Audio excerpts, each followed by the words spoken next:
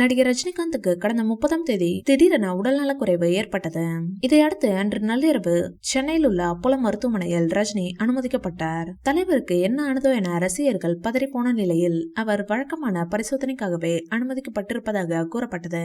பின்னர் அக்டோபர் 1ஆம் தேதி காலை இதயவியல் நிபுணர் சாய் சதீஷ் தலைமையிலான குழு ரஜினிகாந்துக்கு சிகிச்சை அளித்தது.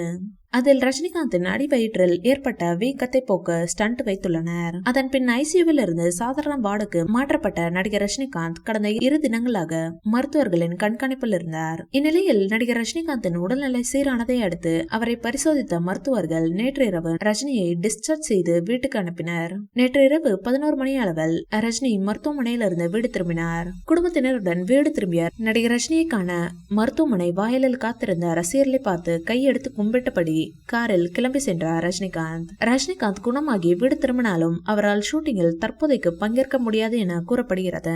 ரஜினிகாந்தை சுமார் 3 வாரங்கள் ஓய்வில் இருக்க வேண்டும் என மருத்துவர்கள் அறிவுறுத்தி உள்ளார்களாம். இதனால் இம்மாத இறுதி வரை அவர் ஷூட்டிங்கில் பங்கேற்க மாட்டார் என கூறப்படுகிறது. ரஜினிகாந்த் நடிப்பில் தற்போது கூலி திரைப்படம் உருவாகி வருகிறது.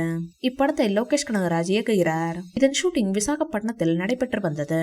இதில் கலந்து கொண்ட போதுதான் ரஜினிக்கு உடல்நலக்குறைவு ஏற்பட்டு அவர் மருத்துவமனையில் அனுமதிக்கப்பட்டார்.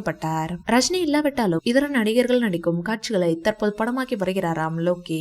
இது தவிர வருகிற அக்டோபர் 10ஆம் தேதி ரஜினி நடித்த வேட்டையின் படமும் ரிலீஸ் ஆக உள்ளது குறிப்பிடத்தக்கது. இந்த வீடியோ பிடிச்சிருந்தா லைக் பண்ணுங்க, ஷேர் பண்ணுங்க. மேலும் ரஜினி சார் பற்றிய தகவல்களுக்கு எங்க சேனலை சப்ஸ்கிரைப் பண்ணுங்க.